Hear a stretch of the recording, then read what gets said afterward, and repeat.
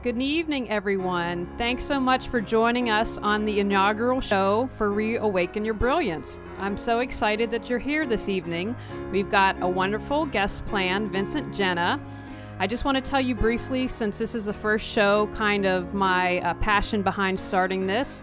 I believe when we're born, we're all brilliant, we're all perfect, and then life happens. When you look at a newborn, you see that brilliance, that greatness in a baby, and then life happens. Whether we have a trauma, whether we get our heart broken, lose a parent, there's something, and then layer upon layer upon layer, and we forget who we are. We forget that we're brilliant. And so I'm bringing together body, mind, and spirit experts to help you reawaken your brilliance and find out and remember who you are. And this is also your show. I want you to call in, write in, we can chat. You can call in at 919-576-9549 or 919-851-3858. And that's somebody already called. And we've already got a caller. Wow. We'll go ahead and caller. Well, then we'll do Vincent's bio. Oops. Oh, we lost him. That's all right. Okay, let's tell you about Vincent. At 28 years old, Vincent Jenna experienced one of the most profound spiritual sequences of events that changed his entire life and purpose. He developed extraordinary intuitive abilities to see your soul and every strength and talent, along with every challenge and fear. He studied under some of the most well-known spiritual teachers and returned to school to obtain his master's in social work.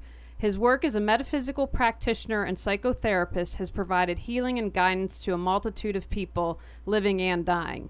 Not only is he a gifted spiritual leader, but he also has the remarkable ability to instill incredible self-belief to empower you to see your magnificence and use your divine gifts to create the lives and fulfill the dreams you want. He currently can be heard on Blog Talk Radio Mondays at 1 and is the author of 2 forthcoming books, God, It's Not Working, One Man's Story and the Answer He Found to Make Everything Work, and Mom is Dying, Now Dad is Dying, The Miracles Experienced Sharing My Parents' Last Days on Earth. Welcome to the show, Vincent. Well, thank you. Thank you for having me, and it's especially exciting for me to be your first guest, Julie. So I hope we can really get this going for you. Well, thank you, and I appreciate your graciousness and the willing to do it, although I think cookies helped entice you to be on the show, so it's all good. Let me tell you about those cookies. I don't know. I know television puts 10 pounds on you. I certainly hope Skype doesn't do that, but those cookies did. That's okay. It's all good. Now, Vincent, the first thing I want to ask you, I should just say I know Vincent personally and professionally, and he is someone who is truly living in his brilliance right now. So tell me about that. You said at 28 years you had a spiritual experience. What happened? Because prior to that, you probably weren't living your brilliance. So tell me about that. No, well, Julie, I as well as so many other people have a story. And mine was, during my entire childhood, I was tormented by my peers at school. I'm the one who was spat on, peed on, head flushed in the toilet, beat up, shoved in the lockers, deep-pantsed, everything that you can imagine there in school. And then when I went home, because Mom had some emotional disabilities that were pretty significant, then I started being physically and emotionally tormented at home as well. On top of that, we can add that I was sexually abused by a relative for several years of my life, from 9 until 13 years old. So I had a story just like everybody else. And just like everybody else, I really lost track of who I was, though during my childhood, it really is an amazing resilience that children do have. Because of their youth and coming from that magnificent plane to the earthly plane, they still have a remembrance of who they are. And I truly believe that I did remember, because there was a certain part of me that carried me through all of that, that thought, wait, I'm better than this, but I don't understand why everybody's treating me this way. Unfortunately, when you become an adult, that which had saved you as a child then becomes your enemy. And I started to develop resentments and angers towards the world and towards people, and really emotional needs. And I didn't believe in myself. And it, through the miracle of finding my wife, and I call it a miracle because Eileen has been with me since I was 17 years old, and she really was the first and only person at the time to believe in me, which is so necessary, and we'll talk about that later. But because of her and starting to believe in me, I started to get onto a path of needing to know myself better than what I did. And that spiritual moment that you talked about came after my first high school reunion. And yes, believe it or not, I went back. See, I was a professional actor for 33 years. So one of the things I had under my belt during the time that it was reunion for high school was I had landed a role in one of the biggest movies around, which was the movie Grease with John Travolta and Olivia Newton-John, okay? So when I went to my reunion, everybody had a different attitude towards me. Mm-hmm.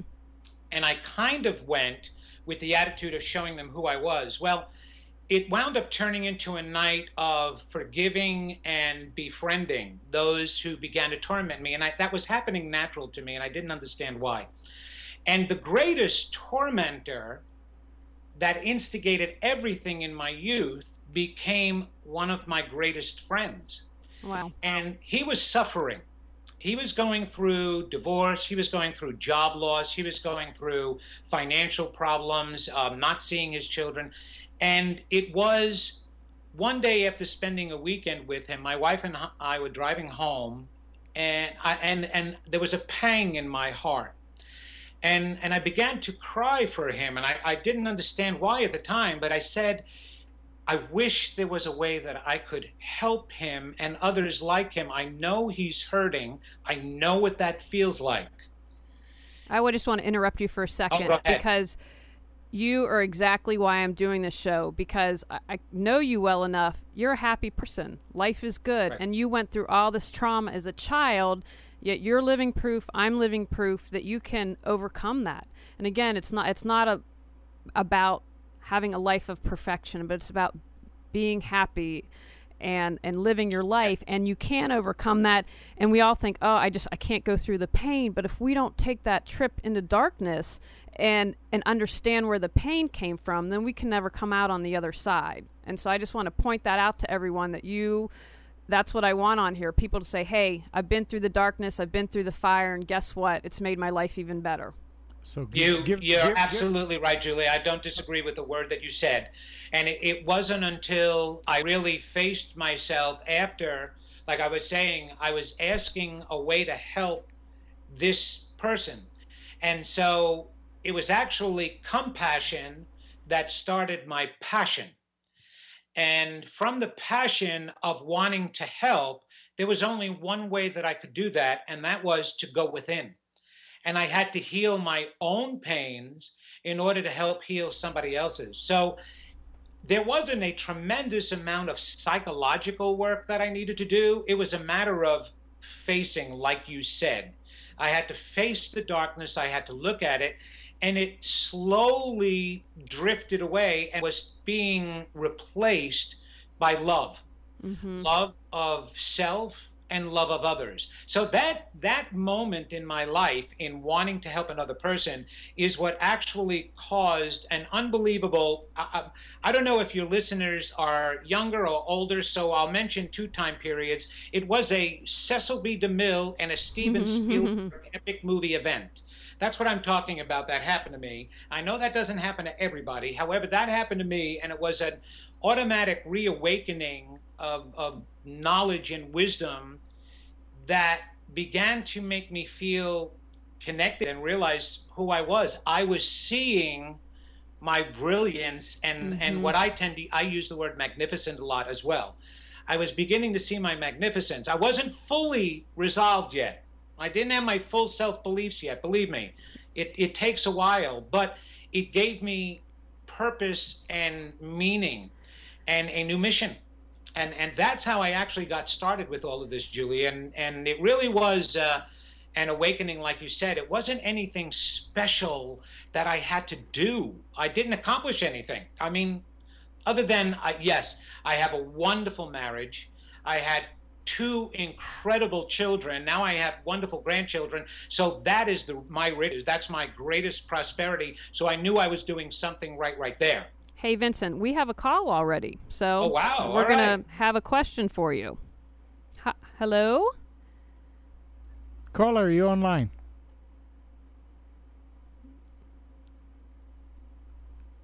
Are they there? Maybe not. Are you there, caller? We had a caller on the line, but I guess they're not here. They have to call back. They'll have to call back. So that's really great. So has this experience that happened to you, is that the passion that now drives you to do what you do? Is that where it comes from? The passion, as I said, comes from compassion. And you said it earlier.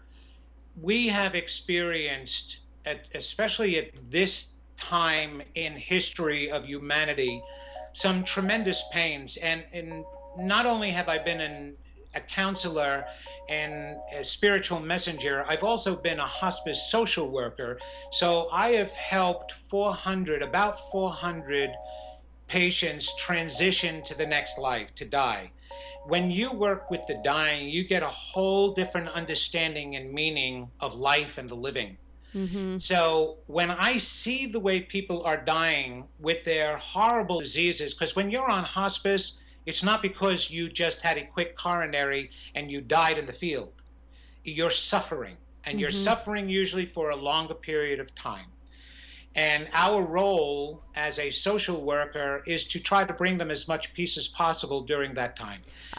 Well, there was a lot that I've learned from that, and so many people are hurt. Now, forget the diseases. Their divorce is at the ultimate high. There are single parents out there struggling. There are people without jobs, without homes.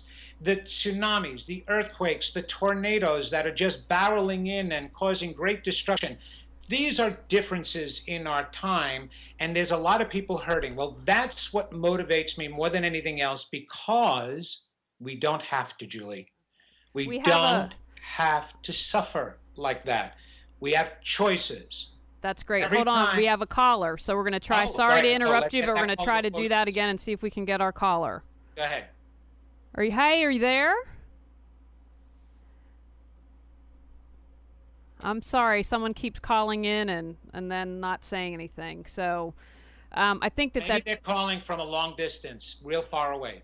That's what it is. I want to just bring up a point about you, because we're definitely going to get into what you do. And again, because I've used you personally for intuitive guidance, I've had the interesting perspective of watching you do a session with someone that I knew very well, which was just amazing. But I think your background in hospice and having your master's in social work, what makes you unique, Vincent, is that you bring that perspective in addition to the intuitiveness, which I think works really well. It's just kind of, I don't want to say a twist on it, but I think that that's something that's just invaluable, because you are able to relate to people not only from your intuition, but just kind of from a psychotherapy standpoint that I think is very valuable. Well, Julie, thank you. And really, you need to work with the gestalt of a person, the whole of a person, body, mind, and spirit. Because here's the issue. You could work on something involving the mind, the emotions, and then something in the spirit is still troubling. Or you can work on spirit. And you've seen so many spiritual people that are still unhappy in their lives. And then there are people who work out and eat right and do everything they can to take care of their bodies, but meanwhile, they're still emotionally distraught or spiritually unaware. So unless you work on the whole person at one time, body, mind, and spirit, you're on a treadmill that's going nowhere. It's going round and round and round and round. Absolutely. And that's the reason why I include that. And so besides being a metaphysician, shall you say, I include the psychotherapy and the psychological aspect. My workshop includes both. It's to help explain spiritually in a psychological way, a way that people can understand and relate to. That's fantastic. We have a caller. Let's see if we can. Let's try it again. We're going to try it again, and hopefully, hello. Is anyone there? I'm sorry, everyone. We I have a don't lot know. of callers tonight. Yes, I don't know what keeps happening. happening. Well, tell us a little bit that. I'm really intrigued by. I don't want you to give it all away. I know you have an encore performance, not a performance. Thank you, coming up. But God, it's not working. What's up with that? Why the title? All right. What's going on there? God, it's not working. At this time in life, there have been so many universal laws, spiritual principles, spiritual teachers, and self-help gurus, from Dr. Phil to the Dalai Lama to The Secret to The Power of Now, The Power of Intention. I can go on for your entire show naming books. And there's all that information out there, and there's plenty of people that are trying it, but they're still walking away saying, God, it's not working. It's not working. I can't get it to work. It works for some. It's not working for me. Hey, Vinny, I have a comment here I just want to share with you from one of our listeners who texted or emailed in. Scott said, sometimes helping someone is your healing, which I think is a great comment. And I think that that's definitely, I know that's true for me. Part of my healing process is doing this show. I want to see other people heal because I've been so blessed and fortunate to have those people in my life who've helped me when I've struggled the most. That's actually an excellent comment, Scott. That really is true, because it works both ways. As you help yourself, you want to automatically help others. Julie and Scott, you know when you see a really good movie by yourself, you absolutely enjoy it, right? One of the first things you do is you call up all your friends and you tell them about this movie. And sometimes you even say, hey, let's go back. I want to come back and see the movie with you. The reason why you do that is because you had the chance to enjoy the movie on your own and you know what it meant to you. Now you want to enjoy your friends enjoying it. That's what we do even with healing. When you heal yourself, and I'm the perfect example of that, from healing myself, it feels so outrageous, so elevated, so exhilarating. I want to bring that experience to as many other people as I can. I want to help heal them. I mean, I really think Jesus had a great time healing people.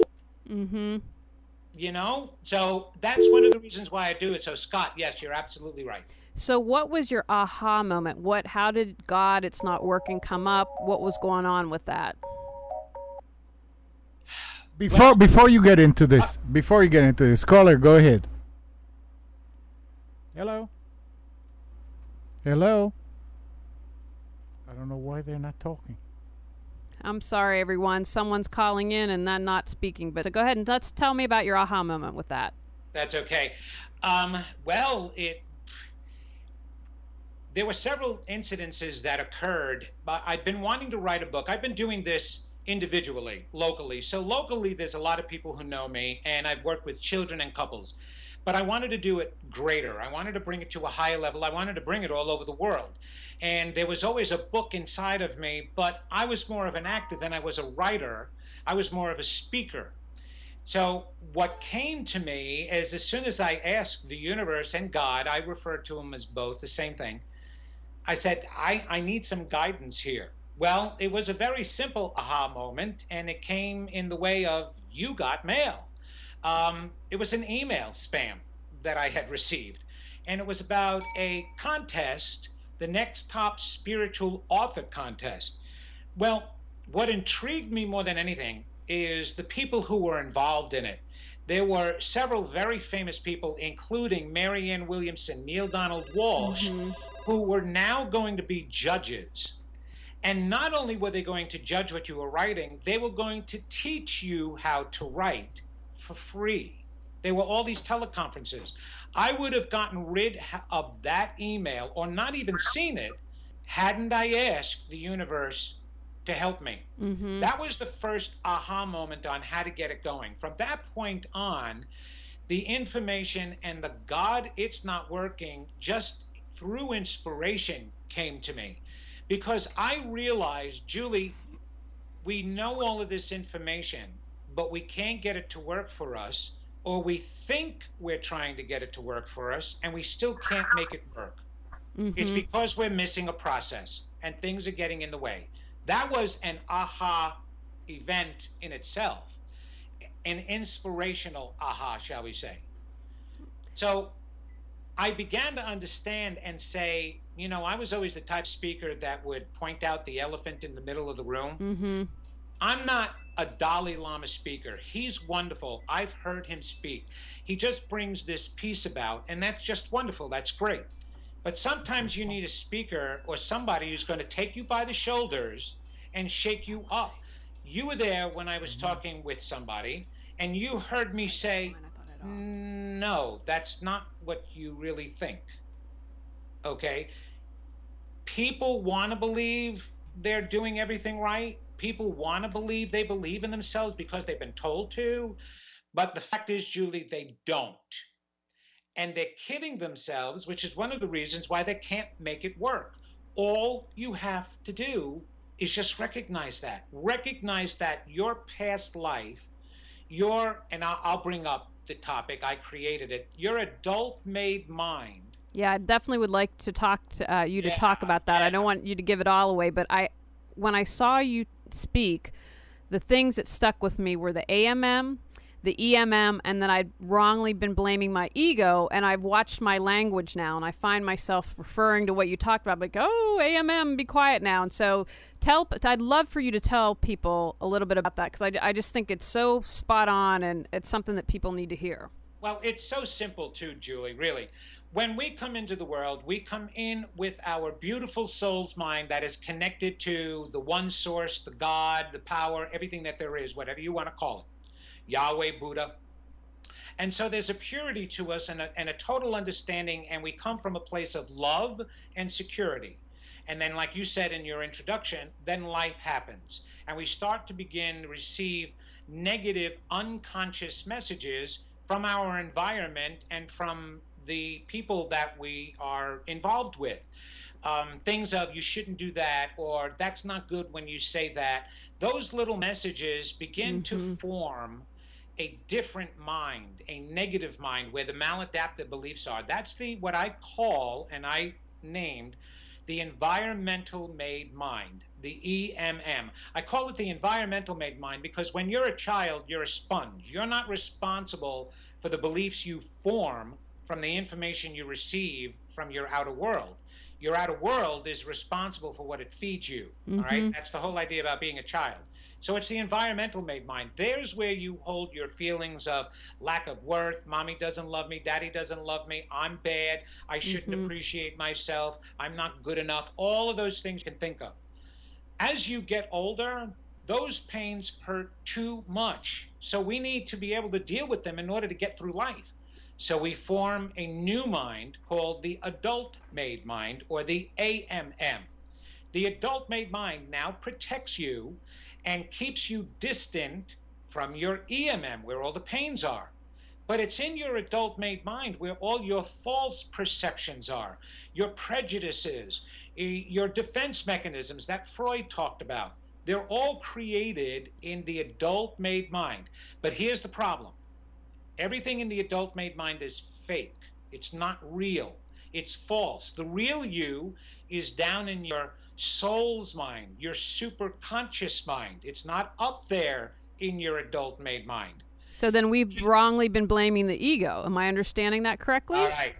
You will only hear me say that because even in the Course of Miracles, everybody wants to blame the ego. I think they use that word because I wasn't around and I couldn't give them the concept of the adult-made mind yet. So they use the word ego. God gave us ego as our greatest gift because it's with ego that we can feel good. Without ego, you wouldn't even feel anything. Ego motivates you to do good. It motivates you. It's where your conscience is. It lets you feel happy about something you just saw, something you just did, someone you just helped. So God didn't give that to us to torment us. I recall a very wise man walking the earth about 2,000 years ago who walked around saying, I am the way and the truth and the life. Well, I think that was a very healthy ego walking around because what did he accomplish feeling that and believing that? He didn't hurt anybody. So your ego is attached to your soul. It's your adult made mind that they're talking about that gets in the way. It's the fake mind you have to let go of. Everybody's spending so much time trying to let go of their ego, they don't know what that means. I mean, do you cut off an arm? Is that easier? So you've got these people walking around either numb, thoroughly confused, or they give up on spiritual journeys altogether because they have no idea what it means to let go of the ego.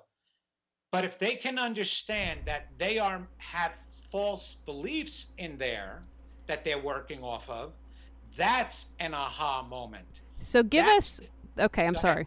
So give us a practical example, because again, after hearing this, I love EMM, I love AMM, but break it down for me. So I come to you and right. Vincent, my heart's broken or something trauma happened to me. Kind of explain it that way so we can understand in the context of AMM and EMM, a trauma or a heartbreak or something happening, and then what we can do to move past that.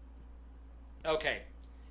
Well, the moving past it is simple. It's the recognition of it is the hardest. Okay, I'll give you somebody I know very close to me had a really strange childhood. It wasn't abusive, however, it was emotionally detached.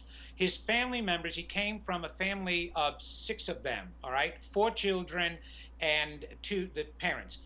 None of them talked. None of them shared emotions. None of them spoke the words, I love you to each other. The parents never told the children that.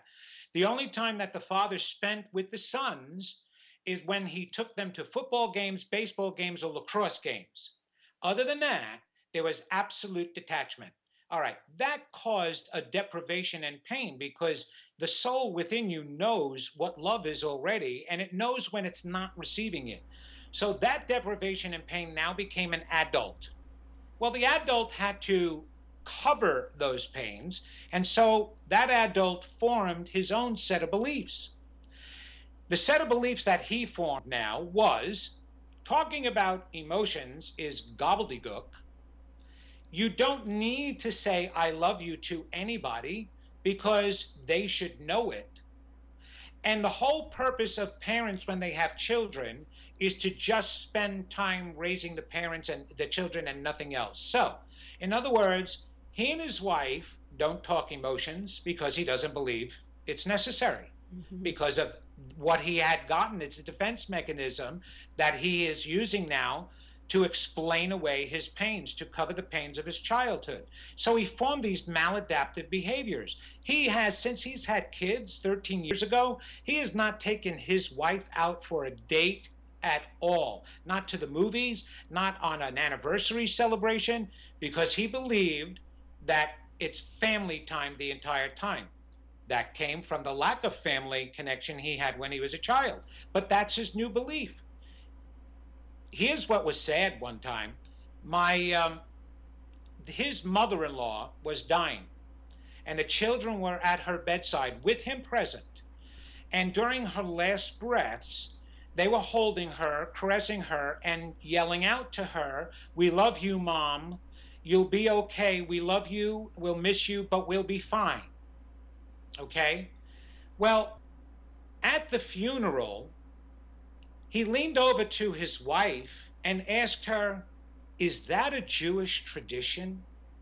And she said, what do you mean?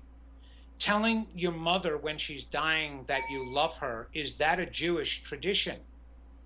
That was the saddest thing I had ever heard, because he thought it's so unusual to tell someone you love them, especially when they're dying. That is a classic example of the AMM. How do you get past that? Well, you really do want to have the desire to grow and evolve. All the listeners out there, if you are on a journey, you're on a spiritual journey, the greatest thing you can do for yourself is recognize every thought that comes from your adult-made mind. And it's a very simple way of recognition. Everything positive comes from your soul's mind. Everything negative comes from your adult-made mind. Okay, I want to jump in here because we have some discussions going on here. So I'm just calling him Anonymous number 22, disagrees with you. He said, when you have ego, I think that's what drives you. When you lose your ego and your heart chakra and kundalini knot is open, everything comes from a place of true love and true compassion. The ego has to go. So would you like to respond to that, Vincent? Well, once again, I think it's a matter of word usage here, okay? He's using the word ego. I'm saying he's absolutely right. Once you lose your adult-made mind, you come from a place of self, of your oneness with the universe, of your oneness with God. But I mean, it doesn't make a difference what chakras then work. What works is you are connected to the divine. And it's in that connection that you gain an entire understanding of self. God didn't create individual souls not to feel our individuality. But we're not just alone. Here's the thing. Our first greatest gift is ourself. Our second greatest gift is our neighbor. Both work hand in hand, and both are living individual lives so that they can experience all the knowledge, all the wisdom that God gave us. Your purpose here is to experience who you are, not to experience who your neighbor is. And the way you experience yourself is with your ego. Now, if you want to use another word, that's fine. I'll go along with you. You have to experience your pure self, which includes your ego. But we don't need to argue that point. Let's not get stuck on technical words here. Let's just get to the meaning of things. What's getting in the way are your defense mechanisms and that adult-made mind. That's what's blocking your chakras. That's what's blocking your kundalini energy. That's what's blocking your spiritual messages from your higher self, from God, all your intuition. It's your adult-made mind. So kind of like Bill Clinton going, what do you mean by is? So it's just kind of the same thing, it seems, we're all talking about. Sorry for a little bit of political humor there. Absolutely, Julie. We are talking about the same thing. But here's the thing. The spiritual community needs to really get together, all right, and know that we're all coming from the same place. It's like social workers. When I graduated from the school, every single social worker in there wanted to start a new program. And I was like, why do you want to start a new program? There's plenty of others out there that need fixing. No. This is the one that I have the answer. This is going to be the best one. Okay? It's just like every religion. We have a habit of individuating and becoming independent of each other. Every religion is independent of each other. That's where our downfall is. When we bring all of the understandings together, when we bring all the religions together and all the people together, we have the one truth, the one answer. So it's the same with spiritual concepts. We really need to let go of the technicalities and pull together here because we're all saying the same thing. One, you need to believe in yourself before you can believe in anything else. If God is connected to you, if the answer and the source is connected to you, believing in anything outside of you will not work.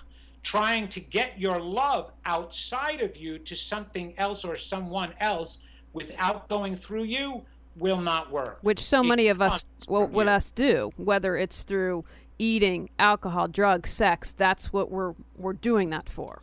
Absolutely. And here's a sad thing that I'm sure this will stir a conversation. How many people have you heard say, I love my child better than anything else. I love this person better than myself. This is the most important thing in my life. This is the most important person in my life. Christmas time, we like to play games with the family. We were sitting around playing some games, and one of the questions came up in a game, who's the most important person in your life? And everybody, there was 18 people there. 17 answers were my son, my spouse, my son, my daughter, my child, my this, my grandchildren. I was the only one who turned around and said, me. I'm the most important person in my life. Did you get dessert that night at Christmas dinner? I made the dessert, so they had no choice. So they had to, okay, they didn't have a choice. However, I cannot tell you what that stirred up, the conversation. And I said, hold on, listen to me a minute. If you are not the most important person to you, how can you develop the passion, the love, the care, the understanding for anybody else in your life. How can you give to your child what you don't give and have for yourself? That's where the adult-made mind sneaks in and makes us think we can. You can't. And that's why everybody is saying, well, I can't say everybody. Those who are evolved and on the spiritual journey, they understand. They're not going to say it because life is working. But the rest of us are saying, God, it's not working. Well, this is the reason why. You have some really maladaptive concepts. You have to be the most important thing to you. And guess what? When you leave this earth, you won't be the most important thing here anymore. Everybody else who's here will be. So you're a part of the puzzle. It's another way of looking at it. Julie, think of life as one big giant puzzle piece, 1,000-piece puzzle. Did you ever put together a 1,000-piece puzzle, Julie? With help from my nieces and nephew who are smarter than me. Okay, I feel the same way. I've done it the same way. Okay, what is it like when you're on your 1,000th piece to finally put into the puzzle and it's missing? Okay. Frustrating, so annoying. It's very annoying. As a matter of fact, the more pieces you have, the more annoying it is for this one piece to be missing. Well, you are that one piece to the puzzle. And without you, you don't complete the picture. That's how important you are. It's not the same picture for me. It's not the same picture for you. It's not the same picture for anybody else. And that's the whole reason why we need to remember who we are, so we are important to ourselves and recognize the value we have to life and everyone else. So this nonsense about letting go of the ego and giving up of yourself and your wants absolutely achieves nothing. It achieves a person walking around pretty numb. They did that in the 60s with a lot of drugs. Mm-hmm. We have a great comment here, Vincent, and Nat has made some good comments, so I want to acknowledge that. He said, he is absolutely right. What you have is the only thing you can give. All other ways are just illusions of the ego. With a smiley face. Well, that's a very, very wise person. By any chance, was that Jesus? No, well, unless he's changed his name and come on down to earth and wanted to be anonymous. He's calling himself Nat. Oh, okay. Nat, or she, I'm sorry, Nat could be short for Natalie, so he or she, I'm not sure.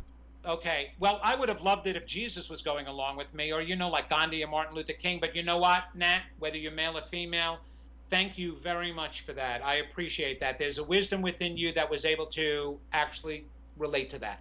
So, Vincent, who would, a lot of people are struggling right now. We have a challenging economy. Someone might be have an illness. They might be going through divorce. What would you say to the people out there who are struggling now, who are just like, yeah, you know what, Vincent, great. Sounds good in theory, but I'm in a bad space, or how do I apply this? I'm struggling. I would say stop. Stop struggling. Here's that one of those elephants, Julie. Because we're connected to an unlimited source, right? Stay with me now. And we have unlimited power. Then there's only one thing stopping us and keeping us in the muck and mire. What do you think that is? Me. That's right. It's the choices we make. That EMM and AMM have us convinced that we're incapable of creating the life we want. We're incapable of fulfilling the dream. So what we do is we're buying into the nonsense.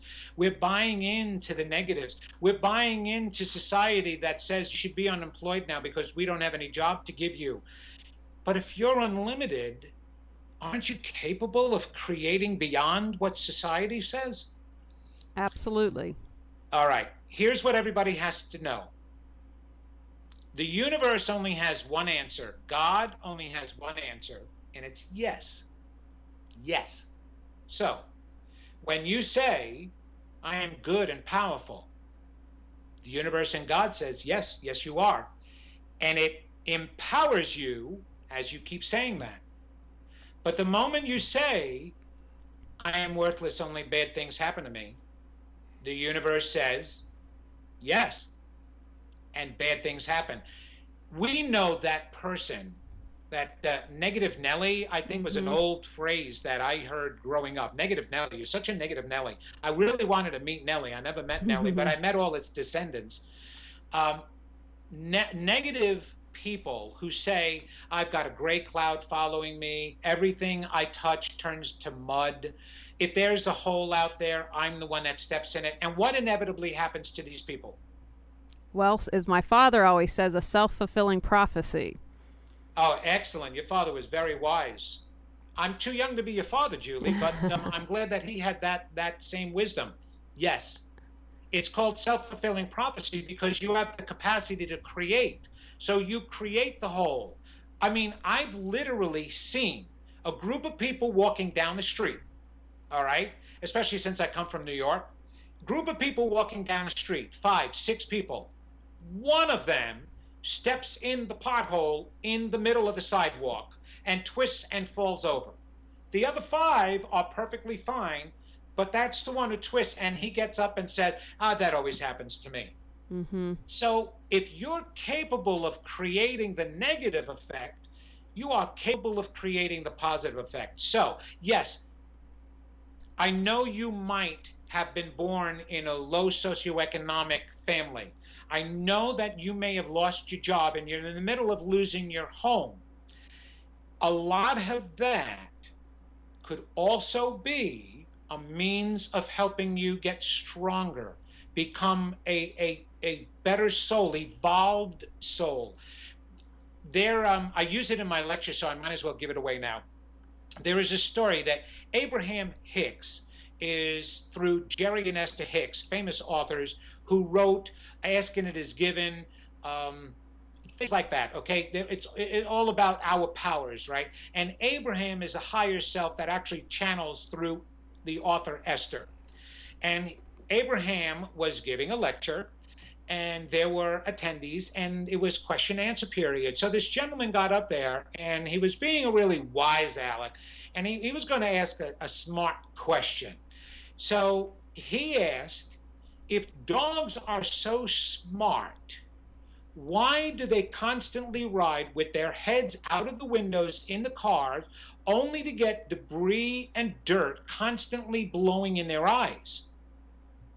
And Abraham said, well, sir, you actually asked the wisest, most intelligent, and most important question of the evening.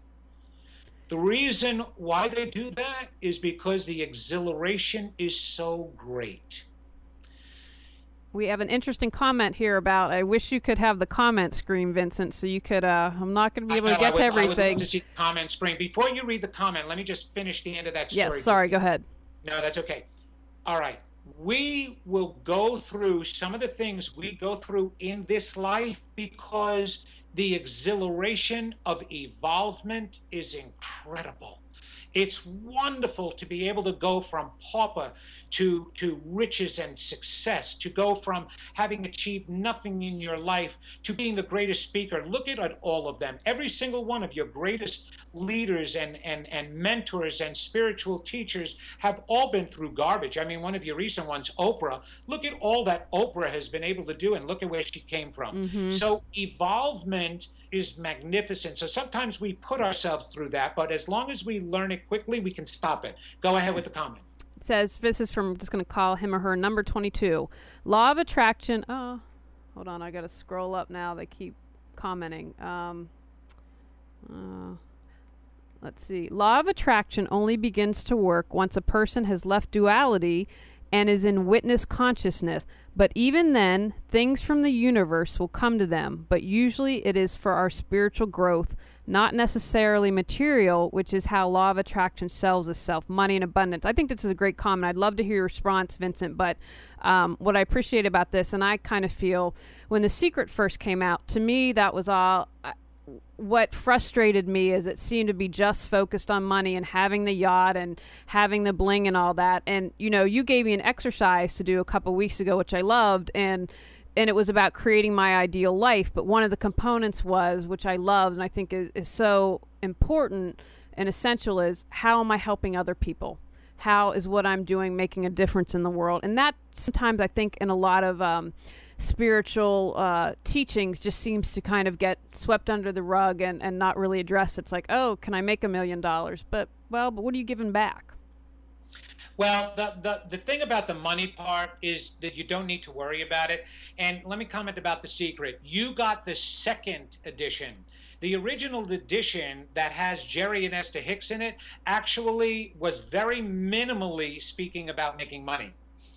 But at the time, there was an economic issue going on, not just the crisis in 2008. So it appealed to a lot more people to be talking about money. They sold more. It was more of a gimmick, and I'm sad about that. But the very first one that was released is actually the purest one and a better one. And I would go back and look for that because they do have it on the market today. You want to make sure it includes, let me see who else is in it. It's Abraham Hicks, Jerry and Esther Hicks, and Michael Beckwith. Okay. He's another author who is in the original, but not the second, The Secret. Here's the thing about that. If we stop worrying about, we create our financial problems because we worry about finances. And since the beginning of time, the minute we focused on money, there was always a lack of it, not a majority of it.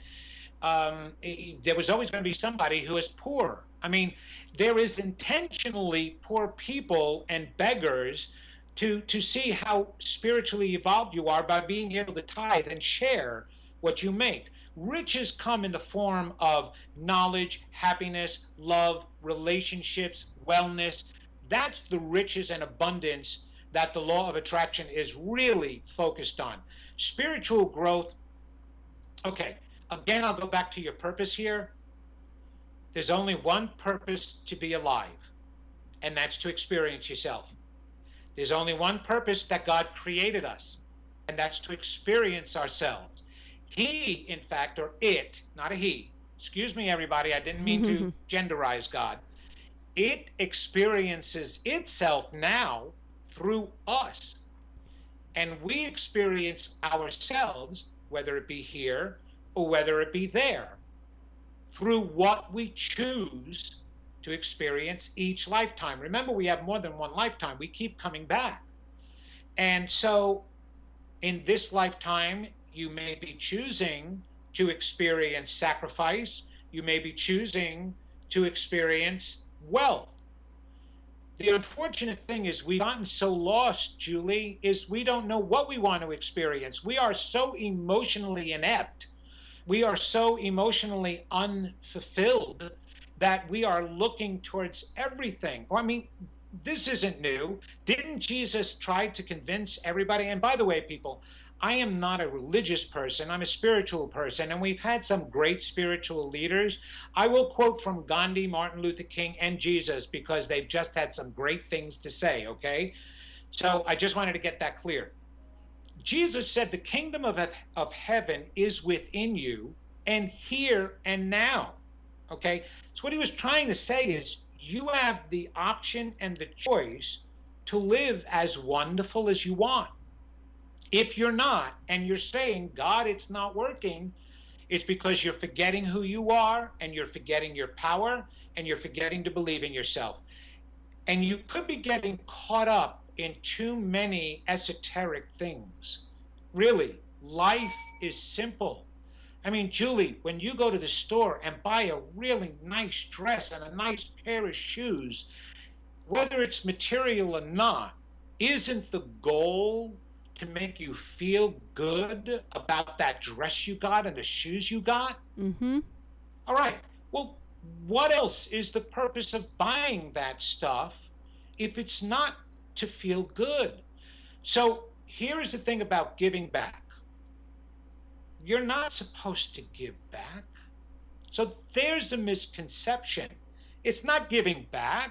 There's nothing that you got from them. You got it from the source. What you're doing is sharing. You're unlimited. And if somebody else next to you has forgotten who they are, and they have a tremendous amount of limitations, well, guess what?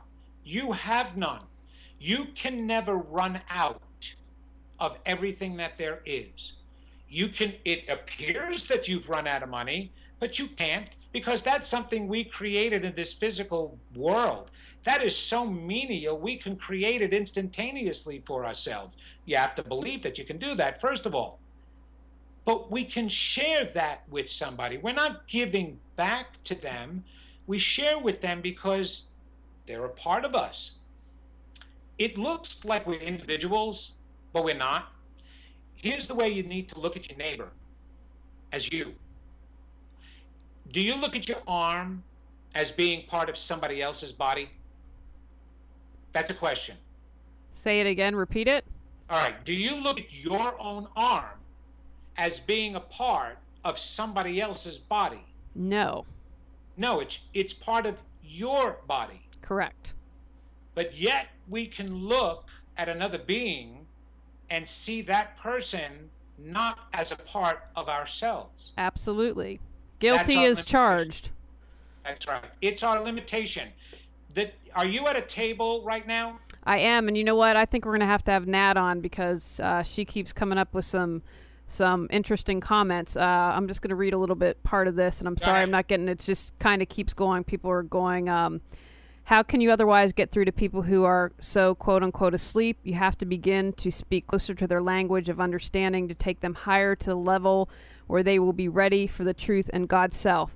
I think these people, although mixing these things has kind of been discussing the secret on the chat, they are able to affect more people than if they would just teach Vedas. You have to be already awakened to some degree to be able to connect with higher teachings, which I'd agree with that.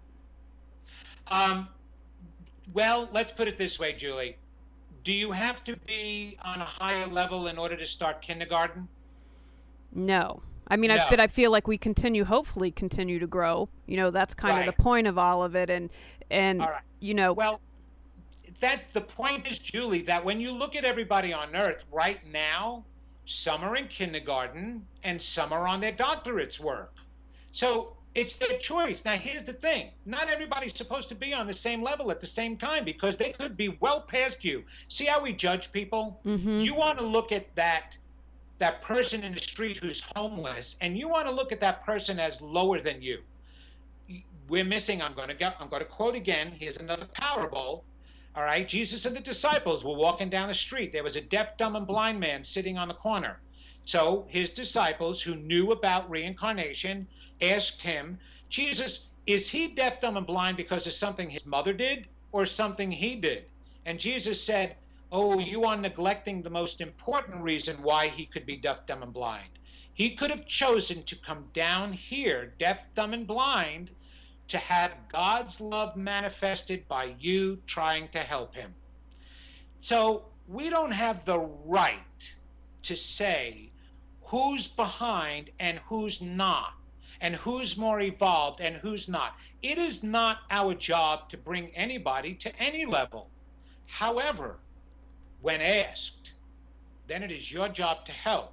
When you see tormented, then it is your job to stand up for. But it is not your job to decide how and who is supposed to be evolved and at what level, because you are judging them wrong. Because they could be so much older than you that they're stronger than you. Let me tell you something. It is easier to be the Dalai Lama than it is to be the person who came into the world with developmental disabilities and no knowledge and understanding and the mental capacity of a 3-year-old. Do you understand how that's possible? Absolutely. Yes. The Dalai Lama's soul, okay, isn't experiencing anything harsh or hard because he's totally evolved and knows how to live pure. But can you imagine what that soul in that body of somebody who has the mental capacity of a 3-year-old, but the soul knows all the wisdom and is still limiting itself for a purpose? I absolutely, but those are my personal beliefs. I absolutely believe that. You know, Vincent, I'd like you to share with people one thing that I'm very passionate about in this show is not only introducing body, mind, and spirit experts, but believe you need to be proactive. You can read all the books and sit on the couch, but my goal and hope and dream is for people is to take action. So what would you say to our listeners? What is the one step they can do right now or first thing in the morning that they can do to reawaken their brilliance? Okay. You began to ask that before. The first word I said was stop. Stop every negative thought that comes into your mind. When you wake up in the morning, the first thing you do is set your intentions for the day. Vincent, Vincent, let me interrupt you. Go ahead. Go ahead and disconnect and connect again. Your Skype is going into Never Neverland. So go ahead, just disconnect and connect right away and call back right away. You're frozen. So we'll have Vincent back in a second. Is why until we get him back. Yeah. Thank you all for listening. We're going to wrap up here in just a few more minutes, but I'd love for you can find out more information about Reawaken Your Brilliance at Nissan Communications, or find us on Facebook if you just type in Reawaken Your Brilliance, and you can also follow us on Twitter at Brilliant, because I couldn't fit all the letters onto Twitter. So that's okay. We'd love to have feedback. We have a lot of great guests planned. I have people scheduled through mid-October, and love to hear your feedback and who you would like to have on as a guest. And we'll have Vincent back here shortly. Hey, Julie, I see you. Can you see me? Yes. Yeah, you're still a little fuzzy. All right. Well, it looks like you don't have that much longer. I would love people to be able to connect with me if I can give some of my... Absolutely. Well, if they go to www.vincentgenna, and that's with a GENNA.com, they can get a lot of information. I have a free book on there. They can connect to my radio show, or they can go to Facebook and go to Vincent Jenna, and that will give them also some resources. And if they like that page, I'd be able to connect them to a lot of resources through there. But if I could just real quick finish that question, you have to wake up with good intention. You have to stop every negative thought that comes into your head and say, just stop. You're not the real me, just like you did. You are from my negative AMM or EMM. The real me is magnificent, wonderful, and loving, and can accomplish anything I set my heart to accomplish. I am part of the one source. So the first part is to recognize when something negative is coming and to stop it. And the second part is to reinforce your greatness. That is a simplistic way of doing it, but you have to do that from the moment you wake up. And then meditation and relaxation and putting yourself in the right frame of mind is the best way to attend to your spirit and your mind. So, I mean, that's a simple formula, Julie, in the time that we have left. No, that's fantastic. I appreciate it. I know you have a encore performance coming up. When is God It's Not Working? When and where are you speaking for that? Okay, that's going to be August 20th at Dancing Moon Books and Gift, which is located at 1840 Wake Forest Road in Raleigh, North Carolina. And that's from 2 to 3 p.m. They need to register for it because the space is limited and the tickets are going fast. And if they go to www.vincentgenna2, the number 2, .eventbrite.com, they can register, or go to my website and they can register from there. That's great. VincentGenna.com. So that again, that's Vincent Jenna, GENNA.com, to check him out and learn more about him. And thank you so much. It was great to have you be the guinea pig and be the inaugural guest. I absolutely appreciate it. And we hope to have you on the show again. And next week, we have the Holy Hypnotist, Fran Gatcher. And if you don't know what a Holy Hypnotist is, you are going to have to tune in and find out. So thank you so much, everyone. I hope you all have a great evening. And namaste.